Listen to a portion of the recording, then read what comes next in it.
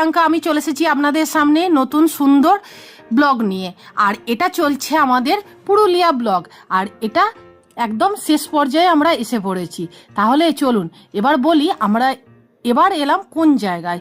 সারা দিনে অনেক সুন্দর সুন্দর স্পট দেখেছি, আর সেগুলো আপনাদের সাথে অনেক দিন ধরে শেয়ার করেছি। কারণ একবার কোনো ব্লগে যদি আমি সবটা পাঠাতাম তাহলে অনেকটা বড় হয়ে যেত আর দেখতেও ভালো লাগতো না। আর যেটা আমাদের বেশি ভালো লেগেছে, সুন্দর লেগেছে, সেটাই আমি আপনাদের সাথে তুলে ধরেছি বা তুলে ধরার চেষ্টা করেছি। আর এই দেখুন এখানকার ভিউটা, পাহাড়টা অপূর্ব লাগছে, তার সঙ্গে চির সবুজ হচ্ছে গাছ, হচ্ছে পুরুলিয়ার কাশ্মীর।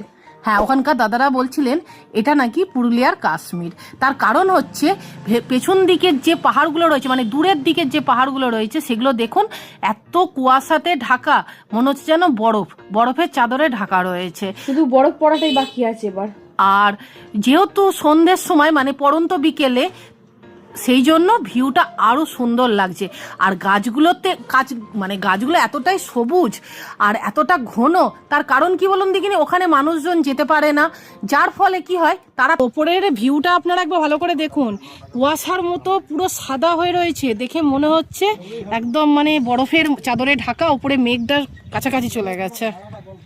আর তার সাথে এইরকম ওইখানে গেলেই আকাশটাকে ধরা যাবে। হ্যাঁ, আর গাছগুলো মানে এই যে পাহাড়ের উপরে যে ছোট ছোট গাছগুলো অপূর্ব দেখতে লাগছে, মনে হচ্ছে যেন পুরো আকাশে গিয়ে ছুঁয়েছে।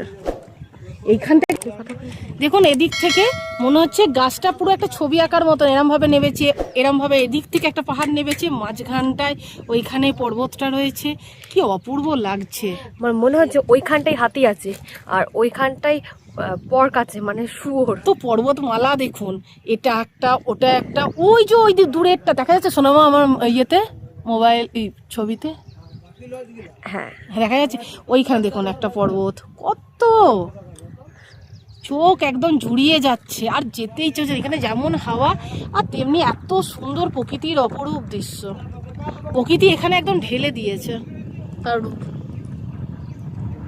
সত্যি সৌন্দর্য, প্রকৃতির সৌন্দর্য। ওই যে ওইদিকে, এবার ওই দিকটাই চলুন, এগুলো সব পাহাড়, সব সব সব সব মনে হচ্ছে এগুলো মেঘ মেঘ নয়, এগুলো সব পাহাড়, দূর দূর সব পাহাড়। দেখুন জলটা পুরো ব্লু, আর ওই যে দূরে সাদা মতন দেখছেন, তারা গাড়িটা চালাবে, ওই জলের মধ্যে গেলে ওই যে সাদা মতন দেখছেন অনেকটা জায়গা জুড়ে, ওটা হচ্ছে সোলার। আর এই যে এই দুটো যে থাম্বারের মতন মানে ঘর করা রয়েছে, এটার সাহায্যে ওই জলটা তুলছে, একটা দিয়ে তুলছে একটা দিয়ে ছাড়ছে। আর এইখান থেকে জলটা ওই লোয়ার ড্যামে যাচ্ছে। আপার ড্যামটা বড়, হ্যাঁ, আর তার সাহায্যেই জলবিদ্যুৎ।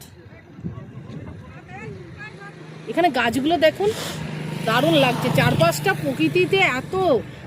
তা এদিকটা যেমন দেখলেন গাছপালা, একদম মানে কি বলবো, গাছপালা কাটা বা কেউ যাওয়ার কোনো ব্যাপার নেই বলে এত সুন্দরভাবে গাছগুলো নিজেদের মতন করে বেড়ে উঠেছে, আর ওই রকম ঘন সবুজ হয়ে রয়েছে।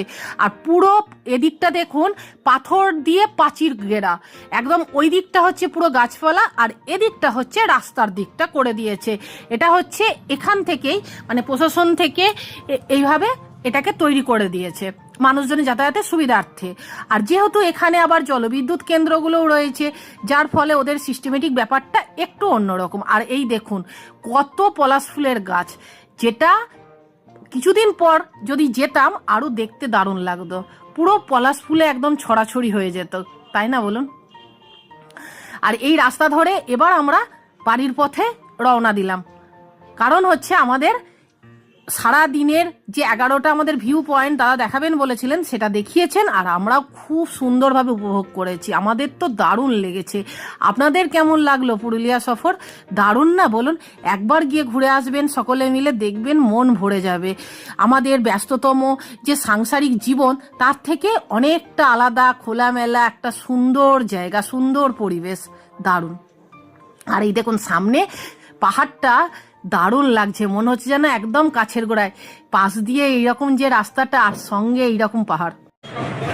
দেখুন পাহাড় পর্বত সমস্ত ঘুরে ঝর্ণা, হ্যাঁ অবশ্যই ঝর্ণা, একদম প্রাকৃতিক সমস্ত যত সৌন্দর্য ছিল, পুরুলিয়ার যত সুন্দর সুন্দর জায়গা ছিল সব ঘুরে চলে এলাম। আর ছিলাম আমরা এই হোটেলটায়, এই হোটেলটা ছিলাম। এটা হচ্ছে হোটেল আকাশ, তাই তো? হোটেল আকাশ। তা ভিডিওটা আপনাদের কেমন লাগলো? আশা করি ভালো লেগেছে। যদি কিছু ভালো লেগে থাকে তাহলে প্লিজ ছেড়ে যাওয়ার আগে আমার চ্যানেলটাকে সাবস্ক্রাইব করে দেবেন, পাশে থাকবেন, একটা লাইক দেবেন আর কমেন্ট করে জানাবেন কেমন লাগলো ভিডিওটা আপনাদের। আর আজ এ পর্যন্তই, দেখা হবে আপনাদের সাথে নেক্সট একটা নতুন ভিডিওতে। আর আমি দেখি বুঝতেই পারছেন খুব টায়ার্ড, এবার আমরা নিজেদের গাড়ি নিয়ে বেরিয়ে যাব, আজকে আর থাকবো না। চলুন দেখুন, এটা ওখান থেকে নিয়ে আসা হয়েছে, তালপাতার করেছে, কি অপূর্ব সুন্দর ডিজাইনটা। হ্যাঁ, কিভাবে করেছে সেটাই হচ্ছে কথা, দারুণ লাগছে দেখতে। দেখুন, বাড়ির পথে তো বেরিয়ে পড়েছি, আর আসার সময় আমরা দুর্গাপুর ব্যারেজ হয়ে আসছিলাম। আর আপনারা তো সকলেই জানেন দুর্গাপুর ব্যারেজটা কতটা সুন্দর দেখতে লাগে দিনের বেলা গেলে। রাত্রিবেলার কি বা দেখবো আর দাঁড়িয়েই বা কি করব, সেই জন্য সৌরজিৎকে বললাম, খোলা ছিল গেট। হ্যাঁ, জলেরও আওয়াজ হচ্ছিল, দুটো গেট খোলা ছিল। আর সৌরজিৎকে জন্য বললাম দাঁড়াতে হবে না, চলো বেরিয়ে যাই, পরে একদিন আবার আসবো, এসে আমি নিজেও দেখবো, আমার দর্শকদেরও দেখাবো, বন্ধুদের। আর আমার সোনামা তো খুব খুশি এত বড় ব্যারেজ দেখে, সোনামায়েরও ভালো লেগেছে। তাহলে চলুন আজ এ পর্যন্তই, টাটা।